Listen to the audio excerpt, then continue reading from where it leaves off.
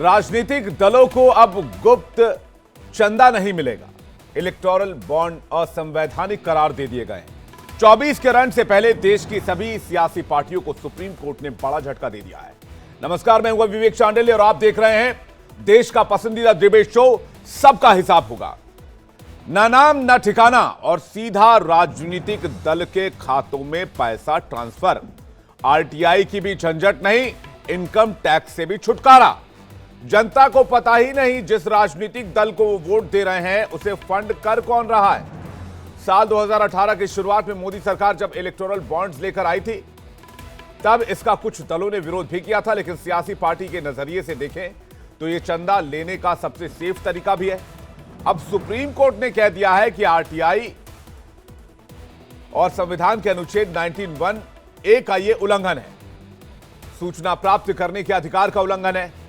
तो क्या जनता को अंधेरे में रखकर राजनीतिक दल चंदा ले रहे थे? क्या चंदा लेने का यह तरीका काले धन को रोकने का सही तरीका था? इन तमाम सवालों के साथ आज एक बड़े पैनल के साथ बहस करेंगे और 24 के चुनाव के ठीक पहले इस आदेश का मतलब क्या है इसको भी समझने की कोशिश करेंगे।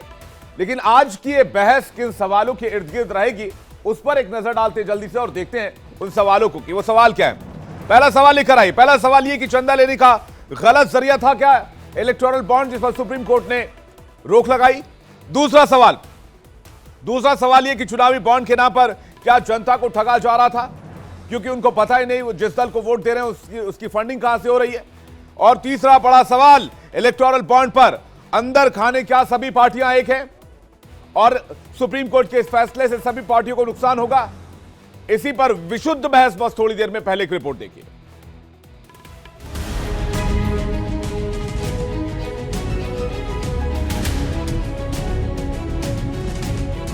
लोकसभा चुनाव से पहले सुप्रीम कोर्ट ने इलेक्टोरल बॉन्ड पर बड़ा फैसला सुनाया है और इसे असंवैधानिक करार दे दिया है। पहले ये समझिए कि कोर्ट ने क्या आदेश दिया है। सुप्रीम कोर्ट ने चुनावी बॉन्ड योजना को रद्द कर दिया है। नए बॉन्ड की खरीद पर पूरी तरह से रोक लगा दी है। कोर्ट ने बॉन्ड खरीदने वालों की लिस्ट सार्वजनिक कराने का भी आदेश दिया है।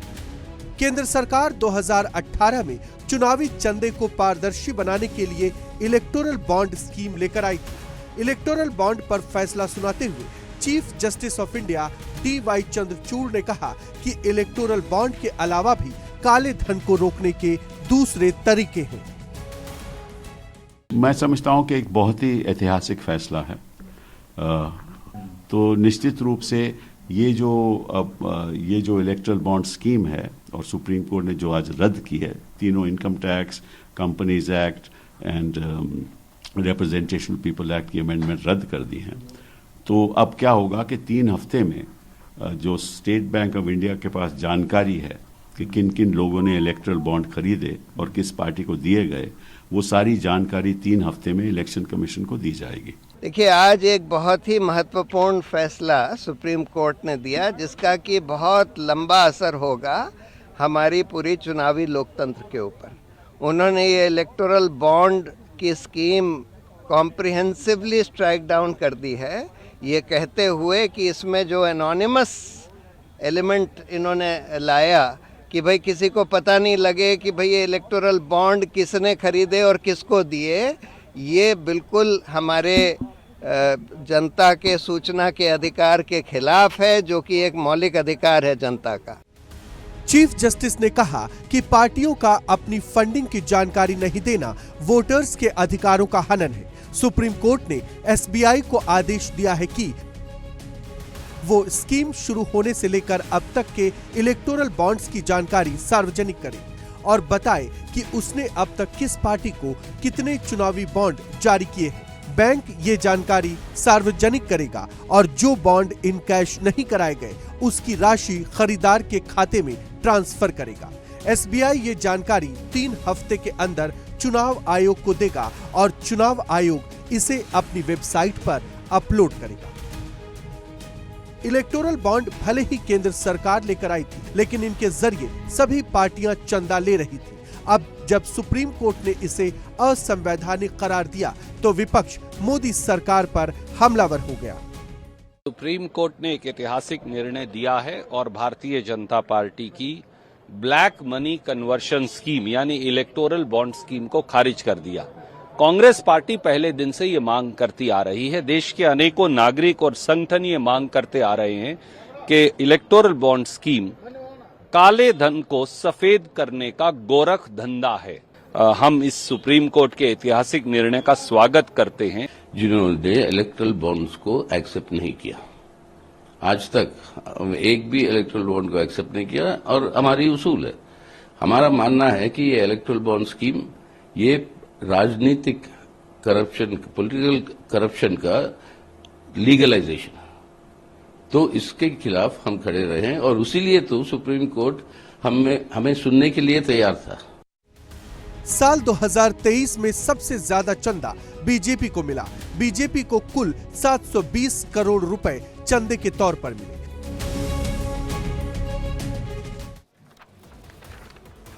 और फिर बातचीत करने के लिए मेहमानों का एक बड़ा पैनल इस वक्त हमारे साथ जुड़ा हुआ है। सीधे उनके पास रुख करेंगे और सीधे आज के इस डिबेट को शुरू करेंगे।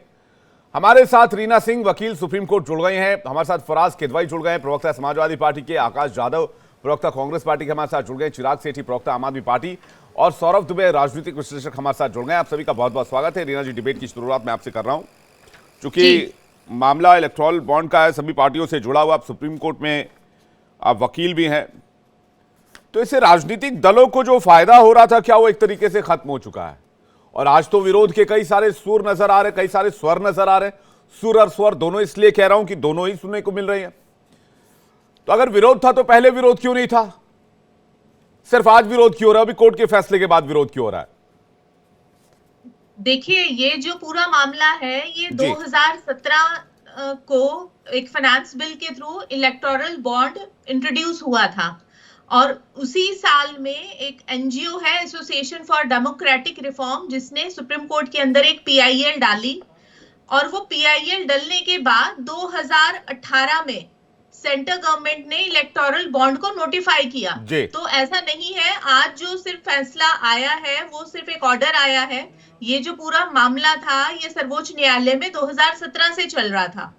और दूसरा इसमें जो देखने वाली बात है कि जो एक करप्शन है हमारे देश के अंदर, हम ये बात करते हैं कि करप्शन, तो जो करप्शन का सबसे बड़ा रीजन है वो जो इलेक्शंस के अंदर जो पैसे लगते हैं। और अभी अब जो जैसे सोशल मीडिया का जमाना है और हर जगह से एक पीआर बेस्ड है, तो कहीं ना कहीं ये करप्शन के ऊपर ये कि बहुत बड़ा अटैक है। और दूसरा जो एक्ट्स थे, इनकम टैक्स एक्ट था, पीपल ऑफ रिप्रेजेंटेशन एक्ट था, जिसके अंदर अमेंडमेंट्स की गई, तो सुप्रीम कोर्ट ने उस चीज को बिल्कुल कमेंट किया कि ये अनकॉन्स्टिट्यूशनल अमेंडमेंट है और इलेक्टोरल बॉन्ड का इंट्रोडक्शन अनकॉन्स्टिट्यूशनल है। तो अगर सर्वोच्च न्यायालय किसी भी एक बड़े फैसले को लेकर के अनकॉन्स्टिट्यूशनल करके और उसको बिल्कुल ही रद्द कर देता है, तो ये एक बहुत बड़ा कारण है कि हमारे डेमोक्रेसी को और खासकर जो इलेक्शन कमीशन है उसको इंट्रोस्पेक्टिव करना चाहिए कि जो डेमोक्रेसी के अंदर आम आदमी का जो फेथ है वो कैसे रेस्टोर हो। और इस चीज ने, आज के फैसले ने उस चीज पे बहुत बड़ा क्वेश्चन मार्क लगा दिया है। ठीक है, सही बात है। आपने अच्छी तरीके से दर्शकों को समझा दिया कि इलेक्टोरल बॉन्ड का सिलसिला कहां से शुरू हुआ। 17 में ये बॉन्ड्स आए, 2013 में कंपनी एक्ट आई थी और उसे भी आज खत्म कर दिया गया। कंपनी एक्ट में भी था कि आप चंदा दे सकते हैं, अपने प्रॉफिट लॉस का 7.5% का हिसाब किताब था उसमें। खैर, मैं तो डिटेल में जाना नहीं चाहता, मैं मोटी मोटी बहस के मुद्दे पर रहना चाहता हूं। सौरभ दुबे जी, मंशा क्या थी आखिरकार कि भाई लोगों के नाम गुप्त रखे जाएं, कंपनियों के नाम गुप्त रखे जाएं और किसी से भी चंदा लिया जाए? लिमिट कुछ नहीं है, 1 से 1 करोड़ तक के, 1,000 रुपए से 1 करोड़ रुपए तक के बॉन्ड्स तैयार करवाए गए। कोई भी इसे दे सकता है, 15 दिन में इनकैश कराया जा सकता था। भाई, इस देश में सुप्रीम कोर्ट अगर नहीं हो तो कुछ तो फैसले ही ऐसे हो जाए कि लोगों को पता ही नहीं कि पार्टियां चल कहां से रही हैं।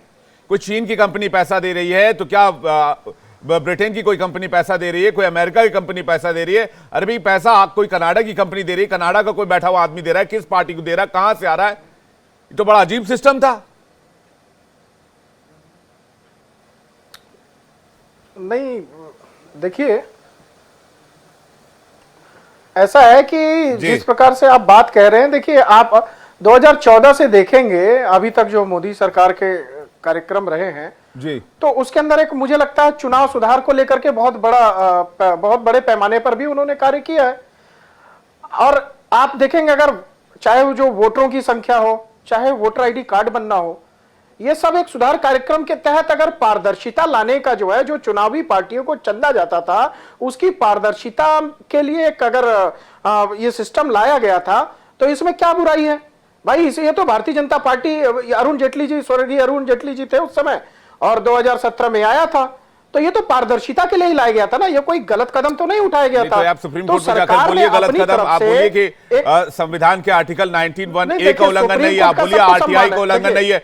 सुप्रीम कोर्ट में जाकर बोलिए, जजों को कन्विंस कीजिए, माननीय जजों को कन्विंस कीजिए और बोलिए भाई बुराई क्या है। आप ऐसी जाके, आपकी पार्टी जाके बोल देती वहां पर भाई इसमें बुराई क्या है, तो फिर सुप्रीम कोर्ट से आपको जवाब मिलता। आप यहाँ टीवी पर बैठ के बोल तो रहे हैं कि इसमें बुराई क्या है। पारदर्शी नहीं है, बुराई ये है। मैं आपको बता देता हूं, मैं जितना समझा इस चीज को, ये पारदर्शी नहीं है। बात को समझिए। आप कह रहे बुराई क्या है, आपका स्टैंड मेरे समझ नहीं आ रहा। सौरभ दुबे फिर से बताइए।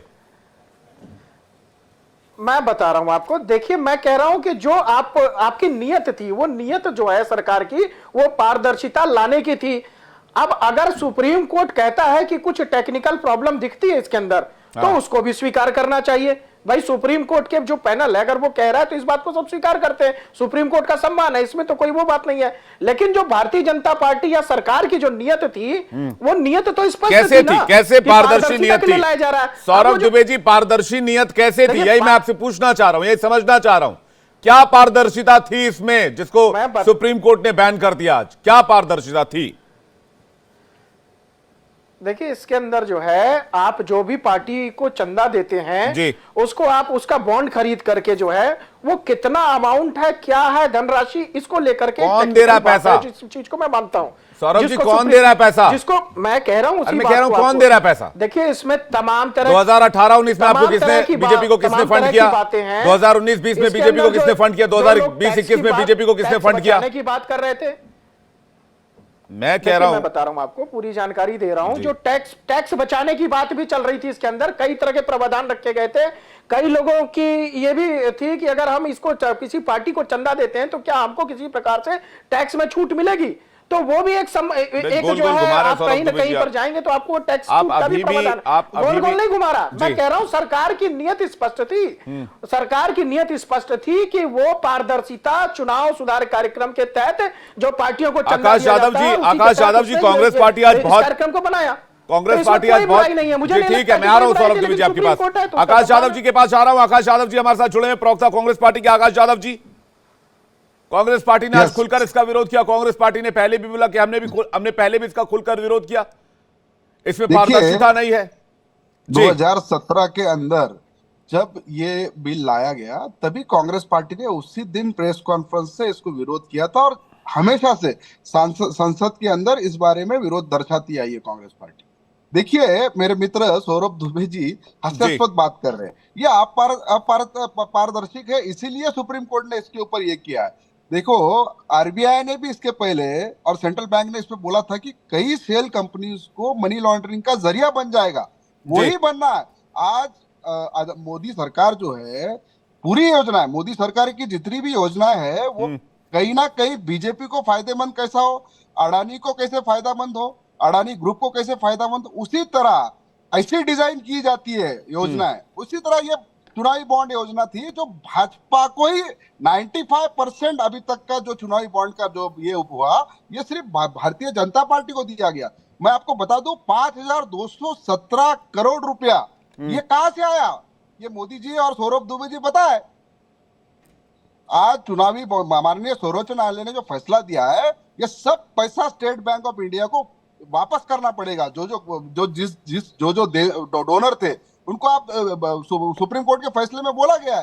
तो ये आर्टिकल आपने बताया, ये कॉन्स्टिट्यूशन के आर्टिकल 19(1)(a) का उल्लंघन है, ये आरटीआई का उल्लंघन है। देखिए ये देश कॉन्स्टिट्यूशन से चलता है, ये मोदी की नीतियों से नहीं चलता। जो मोदी की नीति सिर्फ अडानी के लिए बनी है, ये हिंदुस्तान का कॉन्स्टिट्यूशन है जो 140 करोड़ लोगों के लिए बना है।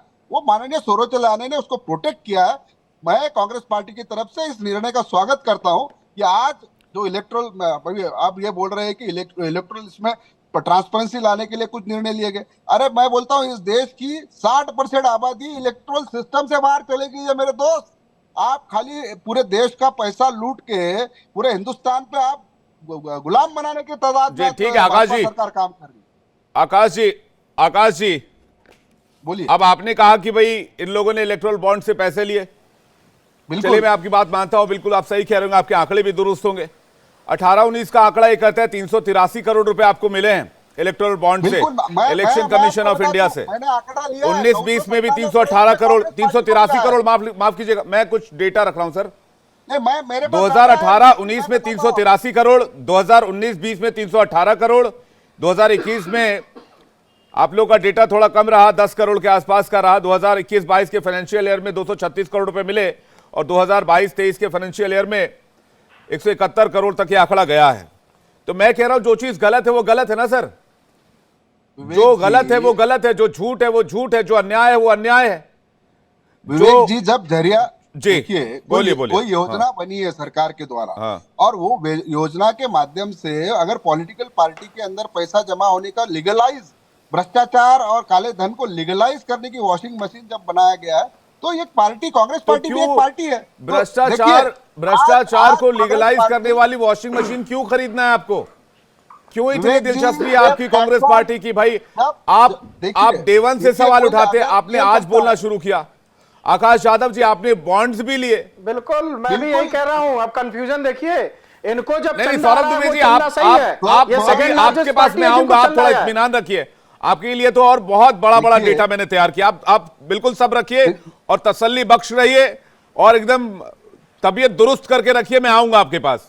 आकाश यादव जी कांग्रेस पार्टी ने 957 करोड़ इलेक्ट्रोल बॉन्ड के माध्यम से लिए, मैं खुद ये कबूलता हूं क्योंकि ये योजना के तहत प्लेटफॉर्म बना है। और ठीक बात है, प्लेटफॉर्म बना और कोई जरिया नहीं है तो भाई लेना तो पड़ेगा ही, सही बात है। और वो भी कानून है, वो भी लीगल है। कानून किसने बनाया? लीगल है, बिल्कुल लीगल है तो लेना पड़ेगा। फराज किदवई जी लीगल है, चिराग सेठी जी लीगल है और इसके अलावा कोई जरिया नहीं है। जबकि लेफ्ट ये कह रहा है कि हमने डे वन से कभी कोई पैसा बॉन्ड के जरिए नहीं लिया, तो क्या इसका कोई और तरीका हो सकता था?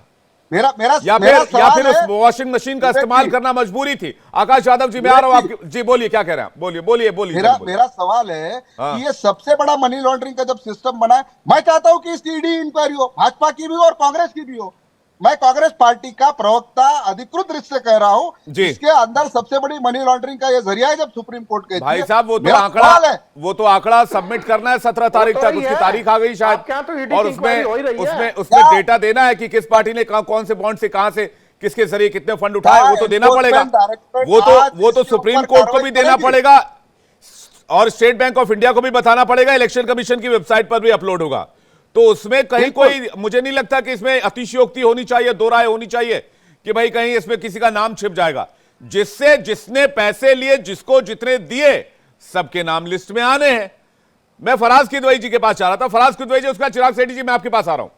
फराज किदवई जी, अब जब मशीन बनी तो मशीन मजबूरी बन गई, भाई इलेक्टोरल बॉन्ड्स और कोई तरीका तो है नहीं, विरोध तो डे वन से हो रहा था, लेकिन इससे बचने का तरीका और हो सकता था, कानूनी लड़ाई हो सकती थी। लेकिन आज अब 2017 के बाद 2024 में फैसला आया, कंपनी एक्ट तो 2013 में ही बन गई थी, 2013 से इस तरह के बॉन्ड्स को लेने का प्रावधान बन गया था। विवेक जी देखिए, भारतीय जनता पार्टी जो बात करती है, और अक्सर आप देखिए जब मोदी साहब 2014 से पहले अपनी कैंपेन कर रहे थे तो वो भ्रष्टाचार के ऊपर तमाम चीजें बोला करते थे और ऐसा लगता था कि भारतीय जनता पार्टी आएगी तो देश से जो आप बोल सकते हैं ना, एक ऑर्गेनाइज करप्शन और अनऑर्गेनाइज करप्शन दोनों खत्म हो जाएगा। ऐसा मोदी साहब ने देश की जनता को पिक्चर दिखाया। देखिए, ट्रांसपेरेंसी इंटरनेशनल की एक रिपोर्ट अभी आई है, विवेक जी आप लोग ने सबने देख ली होगी। इसमें करप्शन परसेप्शन इंडेक्स में जो भारत की रैंकिंग है वो 85 से गिर करके 93 पर आ गई है। यानी कि आप ये बोल सकते हैं कि भारत में जो ऑर्गेनाइज्ड करप्शन है वो अपनी चरम सीमा पर है। और अनऑर्गेनाइज्ड करप्शन तो आप छोड़ दिए विवेक जी, मैं उत्तर प्रदेश से आता हूं और यहां पे अगर आप अपनी गाढ़ी कमाई से, आप अपनी सैलरी की कमाई से अगर कोई बिजनेस स्टार्ट करना चाहिए, लेट्स से फॉर एग्जांपल अगर कोई अपना फूड बिजनेस स्टार्ट करना चाहिए, तो आपको जो FSSAI का लाइसेंस जिसकी 100 रुपए फीस है, आपको फूड इंस्पेक्टर को उसके लिए 2000 या 3000 रुपए की रिश्वत देनी पड़ेगी। आप अपनी रिसर्च टीम से कहिएगा जाए और रिसर्च करे और ये तमाम चीजें निकल करके आ जाएंगी। ये मैंने खाली एक एग्जाम्पल दिया है। दूसरा यह है कि देखिए इसी दौर में विवेक जी, शेल कंपनीज का पैसा कॉर्पोरेट्स की नेटवर्थ कैसे बढ़ा रहा है, यह सारा खेल जो है इसी दौर में चल रहा है। अब देखिए एक बड़ी इंपॉर्टेंट बात है विवेक जी कि इलेक्टोरल बॉन्ड को लाने से पहले खाली विपक्षी पार्टियों ने ही नहीं इसका विरोध किया था, सुप्रीम कोर्ट ने इस मुद्दे को उठाया था, इलेक्शन कमीशन ने इस मुद्दे को उठाया था और RBI ने इस मुद्दे को उठाया था। और अंदेशा क्या था? ब्लैक मनी को वाइट करने का अंदेशा था, फॉरेन फंडिंग का अंदेशा था, मनी लॉन्ड्रिंग का अंदेशा था और शेल कंपनीज का जिक्र था। लेकिन भारतीय जनता पार्टी जो है ना विवेक जी, वो खाली हर तरह से अपना फायदा देखना चाहती है। अब आप देखिए अप्रैल 2018 से लेकर के आज तक, correct me if I am wrong, 15,000 crore के इलेक्टोरल बॉन्ड्स जो हैं वो खरीदे गए। उसमें से 72% तो साहब भारतीय जनता पार्टी ने खरीद लिए, भारतीय जनता पार्टी के थे। तो कहने का मतलब यह है कि भारतीय जनता पार्टी आज की तारीख में देश में जिस तरह से ऑर्गेनाइज्ड और अनऑर्गेनाइज्ड करप्शन को बढ़ावा दे रही है, ये सब देख रहे हैं। दूसरी पे एक बड़ी इंपॉर्टेंट बात है कि इसी महीने विवेक जी, पिछले मुझे लगता है कि 10 दिन के अंदर भारतीय जनता पार्टी को शर्मसार होना पड़ा है। इनके नेता अगर इनमें जरा सी भी शर्म होती तो आपके नेशनल टेलीविजन पर आकर के देश की जनता से माफी मांगते, क्योंकि चीफ जस्टिस ऑफ इंडिया और सुप्रीम कोर्ट ने चंडीगढ़ के मेयर इलेक्शन में ऑब्जर्वेशन दी और उन्होंने क्या कहा? It's a murder of democracy, it's a mockery of democracy. और आज इलेक्टोरल बॉन्ड्स को भी अनकॉन्स्टिट्यूशनल कर दिया गया। बिल्कुल, चंडीगढ़ मेयर इलेक्शन से लेकर इलेक्टोरल बॉन्ड से आप कह रहे हैं कि बीजेपी को 2 बड़े झटके लगे। इसका जवाब है सौरभ दुबे जी आपसे लूं, लेकिन चिराग सेठी जी के पास जा रहा हूं, उसके बाद सौरभ जी मैं आपके पास आ रहा हूं। चिराग सेठी जी, इलेक्टोरल बॉन्ड्स का इस्तेमाल तो सबने किया और वो लिस्ट भी सामने आने वाली है और ये कहा भी ये जा रहा है कि भाई वो अब जरिया ही वही था तो करते क्या, लेकिन जो गलत है वो गलत है, अब उसका विरोध भी करना जरूरी है। तो क्या इसका विरोध डे वन से नहीं हो सकता था? विवेक जी देखिए, ट्रांसपेरेंसी की बात आम आदमी पार्टी तो शुरू से करती है। हम तो अपने डोनर्स की लिस्ट भी निकालते थे कि भाई देखिए किस किस ने कितना कितना चंदा दिया है। ये जो बैकडोर एंट्री जो दी गई थी भाजपा के द्वारा कि आप चुपचाप जाके SBI से बॉन्ड खरीद के आप डोनेट कर सकते हैं, इसका सिर्फ और सिर्फ एक मतलब था कि भाजपा को किस तरीके से इस ब्लैक मनी का एक पोर्शन मिल सके, पार्टी को कैसे पैसा मिल सके। और आपने देखा कैसे 60 से 70% जो बॉन्ड्स है वो सिर्फ भाजपा के खाते में गिर रहे थे और वही सबसे बड़ा इसका जो लाभधारी था वो भाजपा ही रही कहीं ना कहीं से। और हर कोई मुद्दा, जो भी मुद्दा आप उठा के देख लीजिए, चाहे ऑर्डिनेंस का मुद्दा हो, चाहे चंडीगढ़ इलेक्शन का मुद्दा हो, चाहे इलेक्टोरल बॉन्ड्स का मुद्दा हो, कोई भी चीज इनकी कोर्ट में टिक नहीं पा रही है, क्योंकि लोग, कोर्ट भी देख रहा है किस तरीके से इन्होंने डेमोक्रेसी का मजाक बना रखा है, रूल्स का मजाक बना रखा है। हर चीज को बस किसी तरीके से भाजपा के फेवर में डालने की बात करी जाती है।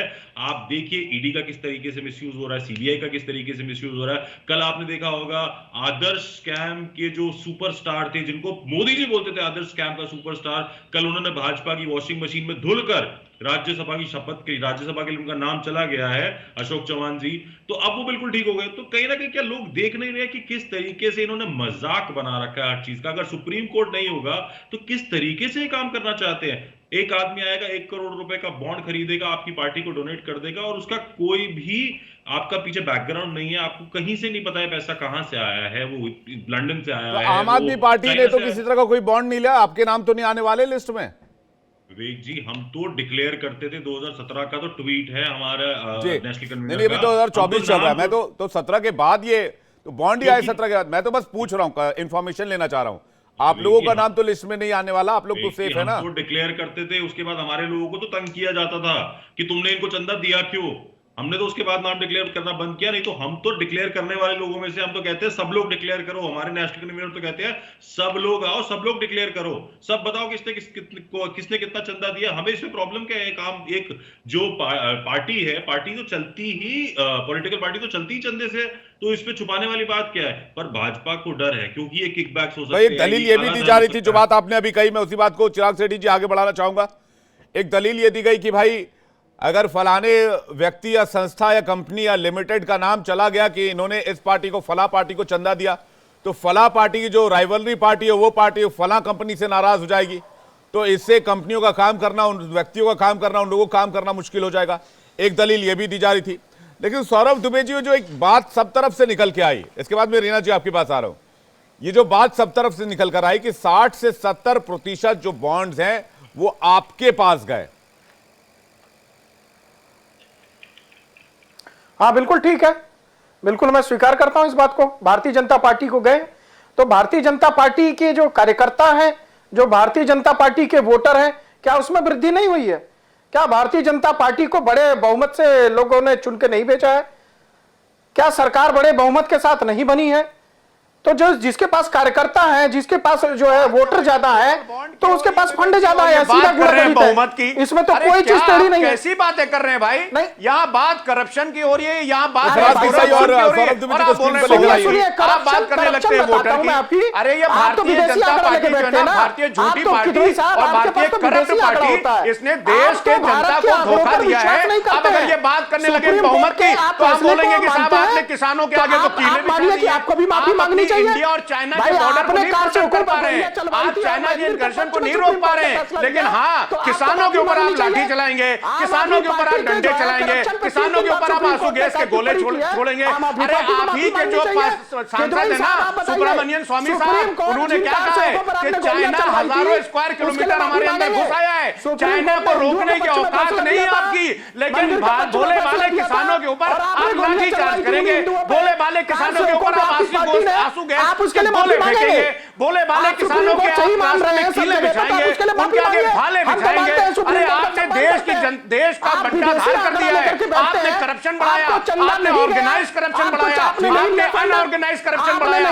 करप्शन इंडेक्स में भारत को आपने 80 से 93 स्थान पर पहुंचा दिया है। आपने देश की इकोनॉमी का बंटा धार कर दिया है। भारत में जिस तरह से बढ़ी हुई है, लोगों के पास 22% नेशनल इनकम है। क्यों? क्योंकि आपने अपने कॉर्पोरेट को फायदा पहुंचाया है इलेक्टोरल बॉन्ड्स के जरिए। ठीक है फराज किदवई जी, चंदा तो लिया। फराज किदवई जी सुन लेते हैं, फराज किदवई जी, सौरभ दुबे को सुन लेते हैं। सौरभ दुबे कहना क्या चाह रहा है? फराज किदवई जी एक सेकंड, फराज किदवई जी एक सेकंड वेट कीजिएगा, फराज किदवई जी एक सेकंड वेट कीजिएगा, फराज किदवई जी वेट कीजिएगा, फराज किदवई जी प्लीज आपको जो है सौरभ दुबे दिखा रहा हूं।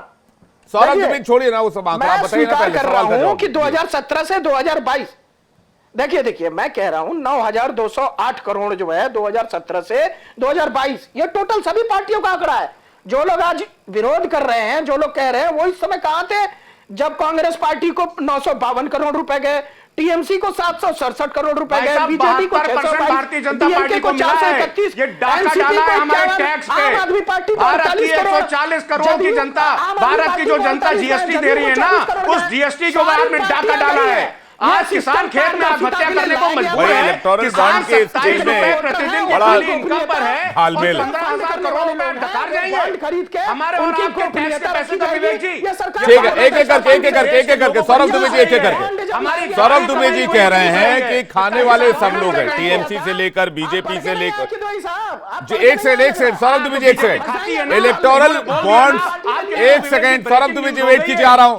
सौरभ दुबे जी, फराज किदवई जी, सौरभ दुबे जी, फराज किदवई जी, आपकी पार्टी ने फंड लिया, आप फंस जाएंगे, आप फंस जाएंगे अभी। एक सेकंड सौरभ दुबे जी, एक सेकंड सौरभ दुबे जी, एक सेकंड फंसेंगे वो जो भारतीय जनता पार्टी। सौरभ दुबे जी एक सेकंड, सौरभ दुबे जी एक सेकंड, मैं आ रहा हूं, चिराग सेठी आपके पास आ रहा हूं। सौरभ दुबे जी वेट कीजिए, फराज किदवई एक सेकंड स्क्रीन पर, एक सेकंड सौरभ दुबे जी एक सेकंड।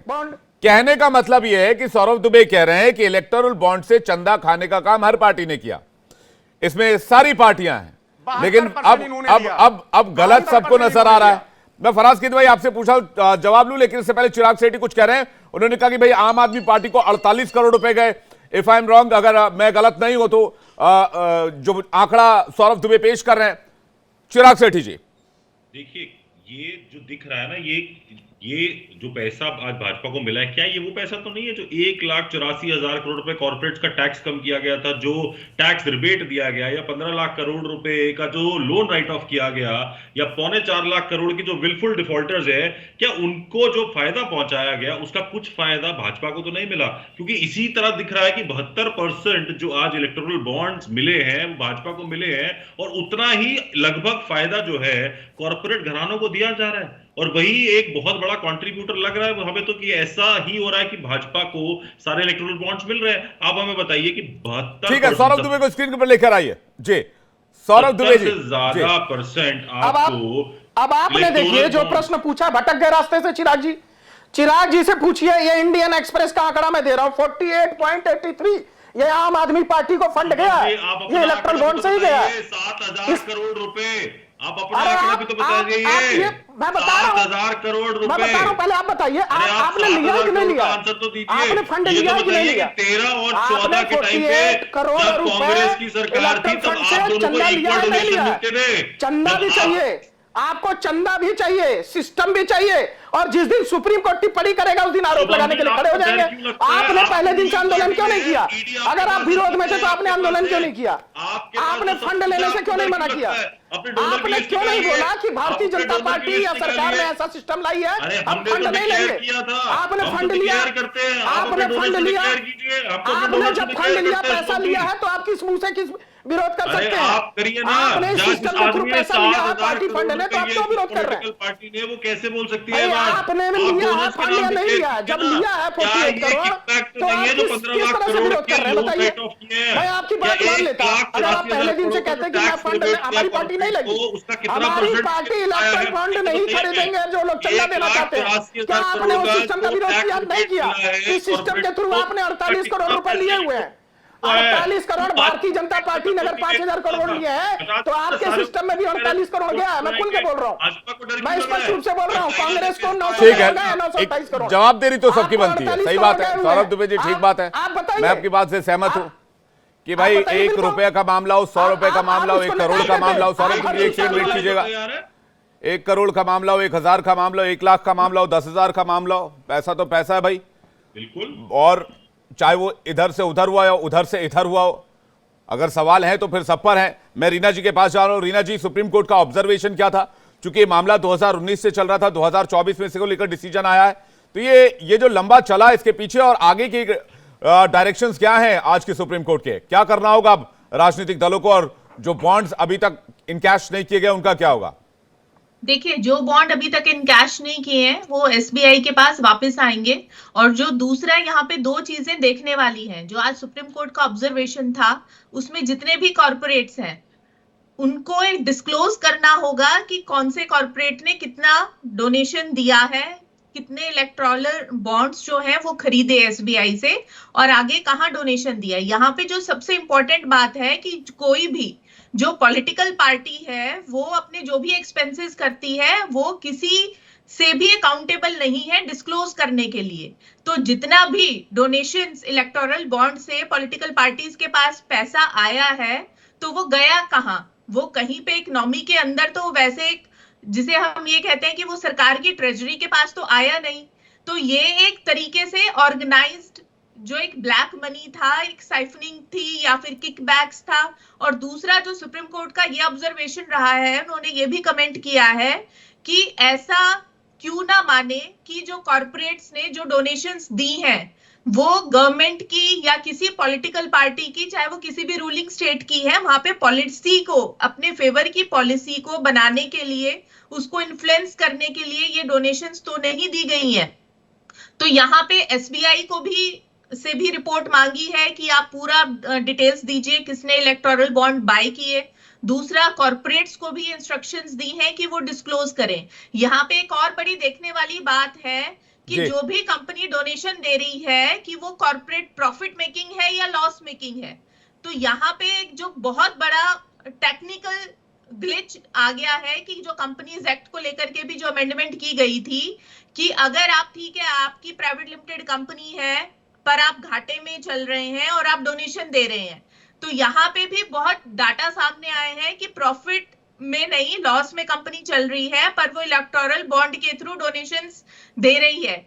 तो ये एक बहुत बड़ा डेमोक्रेसी पे प्रहार हो गया, इलेक्शन सिस्टम पे प्रहार हो गया, जो अब सुप्रीम कोर्ट के कमेंट्स हैं और आने वाले दिनों में जो रिपोर्ट सामने आएगी तो उससे चीजें और क्लियर हो जाएंगी।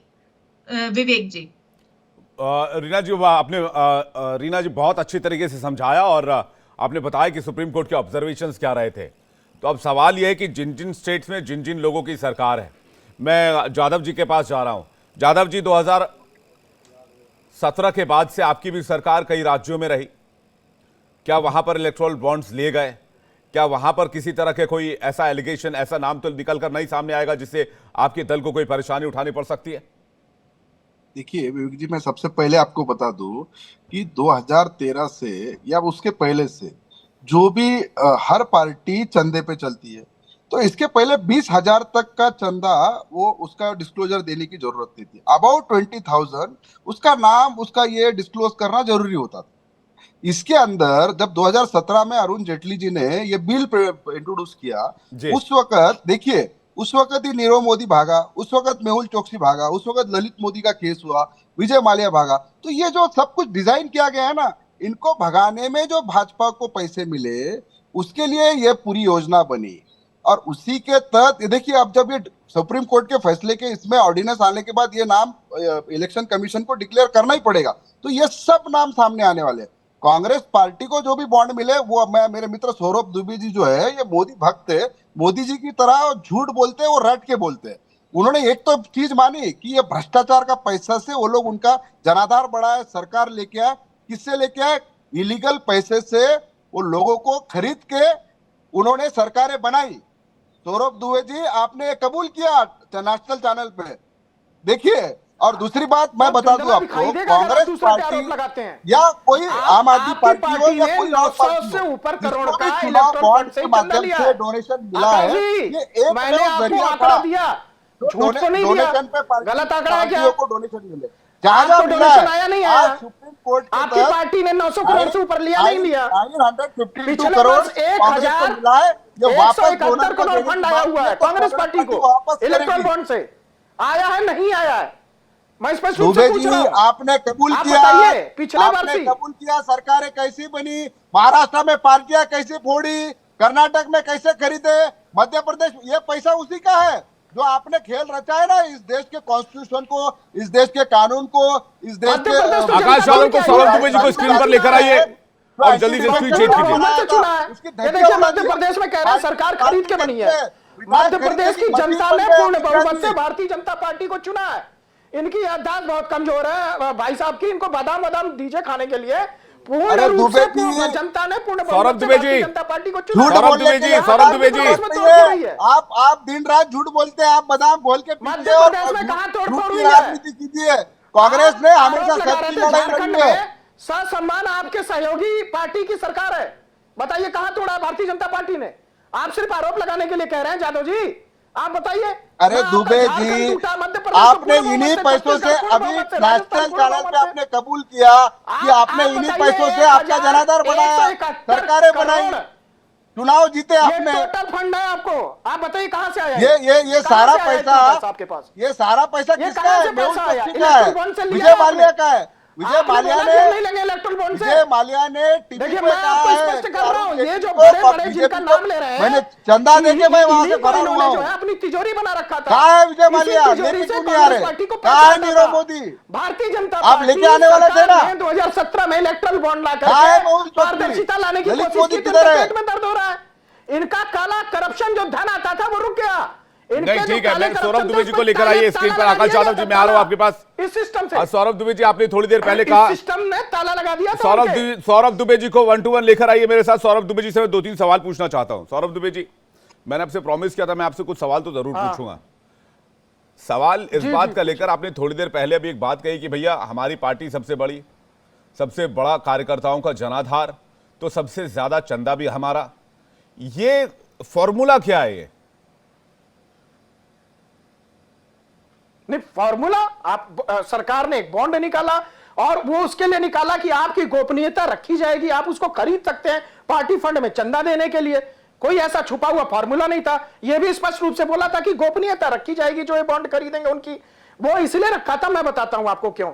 जब कोई भी एक व्यापारी होता है या कोई एक कार्यकर्ता होता है जो चंदा देने वाला होता है ना, वो ठीक है, वो बात ठीक है आपकी, कोई दूसरे दल को ना पता चल जाए, भविष्य में उसकी सरकार ना बन जाए, फिर वो आदमी वो फलाना संस्था, फलाना व्यक्ति या फलाना लिमिटेड को वो परेशान ना करे। मैं ये कह रहा हूं कि जिन लोगों ने इस ट्रस्ट पर पैसा लगाया, चाहे वो कोई भी हो सकता है, कोई भी हो सकता है, A to Z की कैटेगरी में, अब तो सुप्रीम कोर्ट ने कह दिया कि भाई लिस्ट जारी करो, इलेक्शन कमीशन लिस्ट अपलोड कीजिए।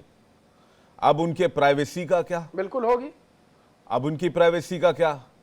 जिन्होंने ये सोच कर लगाया था कि भाई जिंदगी में किसी को पता ही नहीं चले कि मैंने पैसा लगा दिया, मैं कौन हूं, XYZ कोई भी हो सकता हूं। ऐसा नहीं है विवेक जी, ऐसा नहीं है जी।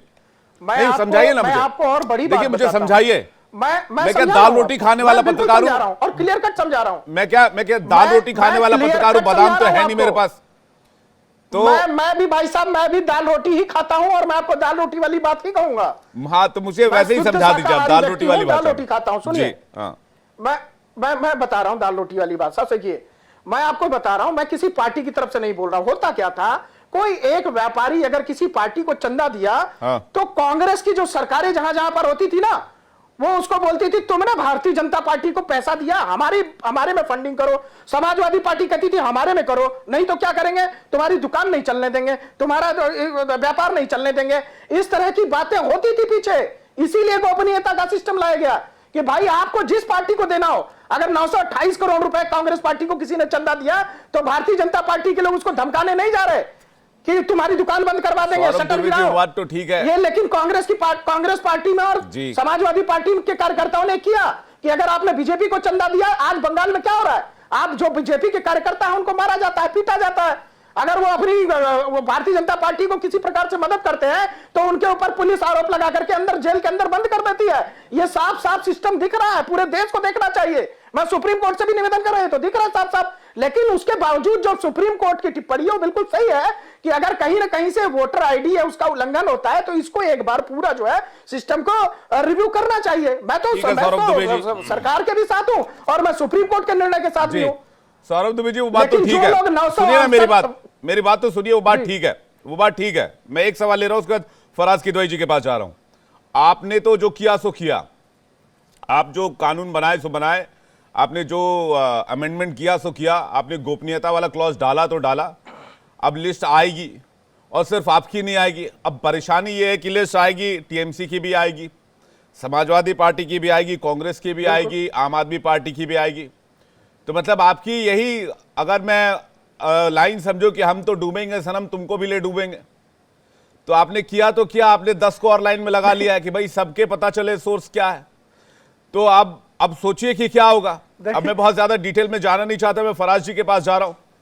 फराज जी, चिट्ठी आएगी तो फिर तो सबकी आएगी, ऐसा तो नहीं है कि सौरभ दुबे जी और खुश बहुत हो रहे हैं, बताइए जरा, इतनी खुशी किस बात की? भाई मैंने कहा सबकी लिस्ट आएगी, तो इतनी खुशी देखिए कि संभाल नहीं पा रहे इस खुशी को। उन्होंने काले करप्शन किए हुए हैं, किसने करप्शन किया भाई?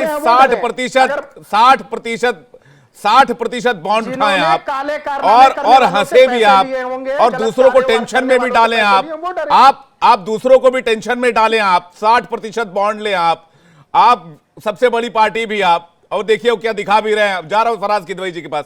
फराज किदवई जी, अब चिट्ठी आएगी तो सबकी आएगी, लिस्ट निकलेगी तो सबकी निकलेगी। सौरभ दुबे जी, फराज किदवई जी, अब तो क्या करें, बड़ी मुश्किल।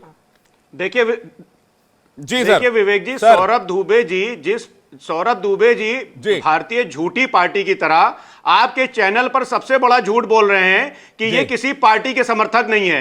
अरे सौरभ दुबे जी, भारतीय जनता पार्टी के जो प्रवक्ता हैं उनसे आप अच्छा बोलते हैं, भारतीय जनता पार्टी के जो प्रवक्ता हैं उनसे आप अच्छा भारतीय जनता पार्टी की लाइन लेते हैं। तो ये आप झूठ ना बोलिए कि आप किसी पार्टी का समर्थन नहीं करते। दूसरी बात विवेक जी, कि अभी सौरभ जी बोल रहे थे, सौरभ जी एक फॉर्मूले की बात कर रहे थे। देखिए रीना बहन ने भी एक बात बहुत सही कही, ये जो बेसिकली इलेक्टोरल बॉन्ड का ये जो करप्शन था ना, ये इसी दौर में शेल कंपनीज का जो पैसा कॉर्पोरेट्स की जो नेटवर्थ को कैसे बढ़ाता है, ये सारा खेल इसी दौर में चल रहा था। और भारतीय जनता पार्टी बता देता हूं मैं आपको, सबसे कम चंदा आया, चुप रहिए, सबसे ज्यादा दुख आपको इसलिए है अभी अभी एक्सपोज करता हूं आपको, रुके रहिए, अभी एक्सपोज करता हूं, अभी एक्सपोज कर रहा हूं, एक मिनट रुक जाइए। और विवेक जी सुनिए, विवेक जी सुनिए, भारतीय जनता पार्टी के शासन काल में, भारतीय जनता पार्टी के शासन काल में काले धन को सफेद करना कितना आसान है, और आज के, अरे चुप रहिए, भारतीय जनता पार्टी के पेट प्रवक्ता चुप रहिए। और भारतीय जनता पार्टी के अमर सिंह जी हैं, हमने उनकी बात कहानियां सुनी है, इसी दौर में मनी लॉन्ड्रिंग करना, मनी लॉन्ड्रिंग करते चले जाइए, खाली बस आपको करना इतना है कि भारतीय जनता पार्टी साबुन से नहा लीजिए और अपने कपड़े Bharatiya Janata party washing machine में धो दीजिए। एनर्जी बचा कर रखिए। प्रधानमंत्री जी अजीत पवार जी को, अरे भारतीय जनता पार्टी के जो घोषित प्रवक्ता को चुप करवाइए पहले। ठीक है, सौरभ दुबे जी सुन लेते हैं ना, फराज दुबे जी वेट कर रहे थे। सौरभ दुबे जी सुन लेते हैं, सुन लेते हैं। सौरभ दुबे जी एक सेकंड वेट कीजिए, एक सेकंड वेट कीजिए, मैं आ रहा हूं। 65% वोट हमको मिला है देश में। सुनिए, अरे सुनिए, अरे सौरभ दुबे जी एक सेकंड वेट कीजिए, सौरभ दुबे जी एक सेकंड वेट कीजिए, सौरभ दुबे जी एक सेकंड वेट कीजिए, सौरभ दुबे जी वेट कीजिए, सौरभ दुबे जी थोड़ा सा वेट कीजिए। फराज किदवई जी, फराज जी, सैफई महोत्सव किससे होता था? विवेक जी सुनिए, सौरभ दुबे जी एक सेकंड, फराज किदवई जी का जवाब पूरा होना चाहिए प्लीज। अरे अब रुक जाइए, इतना परेशान ना होइए भैया, आपको मैंने कॉम्प्लीमेंट दिया मेरे भाई। देखिए विवेक जी, भारतीय जनता पार्टी का ये जो दौर चल रहा है उसमें देखिए, हम समाजवादी लोग हैं, अगर बीच में डिस्टर्ब करिएगा तो अच्छे से आपको हैंडल करना हमको आता है, इतना मैं बता दे रहा हूं। अभी मैं शालीनता से डिबेट कर रहा हूं विवेक जी, इनसे कहिए चुप रहे, जब इनका टर्म आएगा तो बोलेंगे। मैं ये बोल रहा हूं, बोलिए ना। हाँ, तो शालीनता हम अपनी तब तक बनी रहेगी जब तक कि सौरभ दुबे जी शालीन रहेंगे। कहने का मतलब यह है कि भारतीय जनता पार्टी के शासनकाल में काले धन को सफेद करना और मनी लॉन्ड्रिंग आप करते चले जाइए, आपके ऊपर तब तक कुछ नहीं होगा विवेक जी, जब तक कि आप भारतीय जनता पार्टी साबुन से नहा नहीं लेते हैं और Bharatiya Janata party washing machine में अपने आप कपड़े नहीं धो लेते हैं। प्रॉब्लम क्या है, देखिए आज कॉर्पोरेट्स को ये स्ट्रॉन्ग करते जा रहे हैं, क्रोनी कैपिटलिज्म को जिस तरह से ये बढ़ावा देते जा रहे हैं विवेक जी। आप देखिए वर्ल्ड इनइक्वालिटी रिपोर्ट क्या बोलती है। अरे स्वर्गीय अमर सिंह आपकी पार्टी में थे ना, चुप रहिए, एक एक करके अब विपक्ष एलिगेशन लगा रहा है करप्शन का, आप उससे जवाब दे लीजिएगा। मैं रीना जी के पास जा रहा हूं, रीना जी के पास जा रहा हूं। रीना जी कुछ कहना भी चाह रही है। रीना जी, ये लिस्ट कितने दिन में आ जाएगी और किसकी लिस्ट तैयार हो रही है? जी देखिए, जो लिस्ट तैयार हो रही है, कॉर्पोरेट ने जिन्होंने भी कंट्रीब्यूशन करे हैं, एसबीआई से जिसने भी इलेक्टोरल बॉन्ड परचेज करे हैं। दूसरा, आज जो हुआ और जो सभी वक्ता बोल रहे हैं, सभी पॉलिटिकल पार्टी के प्रतिनिधि हैं, being a citizen of India, मैं ये पूछना चाहती हूँ कि भाई जो आप फ्रीबीज अपने इलेक्शंस में देते हैं, चाहे वो स्टेट में हो या सेंट्रल गवर्नमेंट में हो, तो वो आप सरकारी पैसे से, टैक्स पेयर के पैसे से दे रहे हैं। जब आप करोड़ों का रुपए एज अ डोनेशन ले रहे हैं तो उसकी अकाउंटेबिलिटी कौन बताएगा? तो क्यों ना ऐसा हो कि जो आप फ्रीबीज दे रहे हैं या आप अपने पॉलिटिकल पार्टी के डोनेशन से फ्रीबीज दीजिए, तब आप लेकर के आइए। और वो भी उस समय में कि हमारे देश के अंदर एक भी राज्य ऑन एन एवरेज के तौर पे एक भी राज्य ऐसा नहीं है जो अभी प्रॉफिट में हो। सभी का जो फिजिकल डेफिसिट है वो 3.5 से 4% घाटे में है जीडीपी से। और दूसरा, हमारी जो कंट्री है वहां पे भी हमारा जो ग्रोथ रेट है वो भी इतना अच्छा नहीं है। दूसरा, वहां पे भी हम घाटे में हैं। जो हमारा जीडीपी है वहां पे भी 3 से 3.5%, 4%। और कई तो ऐसे राज्य हैं कि जो बिल्कुल बीमारू राज्य हैं। लेकिन इकोनॉमिक ग्रोथ को लेकर सरकार के दावे, हम 5th लार्जेस्ट इकोनॉमी, अगले 2 साल में 3rd लार्जेस्ट इकोनॉमी होंगे। इस पर किसी और दिन डिबेट करेंगे। रीना जी, मेरे पास वक्त आज इतना ही था। तमाम मेहमानों को बहुत बहुत शुक्रिया अपना कीमती वक्त हमें देने के लिए और इस डिबेट में हिस्सा लेने के लिए। डिबेट में वैसे भी कम वक्त पड़ ही जाता, हर वक्त जब भी हम डिबेट करते हैं डिबेट दिलचस्प इतनी हो जाती है। लेकिन दोस्तों, मजेदार बात मैं आपको बताऊं दर्शकों कि भाई लिस्ट जो तैयार हो रही है, ये लिस्ट बाकायदा इलेक्शन कमीशन की वेबसाइट पर अपलोड की जाएगी। और मजे की बात यह है कि इसमें गजब के नाम सामने आने वाले हैं। अब एसबीआई के अधिकारी काम पर लगे हुए होंगे, उनको शुभकामनाएं देता हूं। लिस्ट जल्दी से जल्दी तैयार करें, इलेक्शन कमीशन पर की वेबसाइट पर जल्दी से वो लिस्ट आए। डिबेट में फिलहाल इतना ही, सबका हिसाब होगा। मैं वक्त एक छोटे से ब्रेक का है, ब्रेक के बाद आप दिखाएंगे हमारे कल के विनर्स के नाम। जो सवाल हमने कल पूछे थे उनके विजेताओं के नाम जल्द लौट रहे हैं।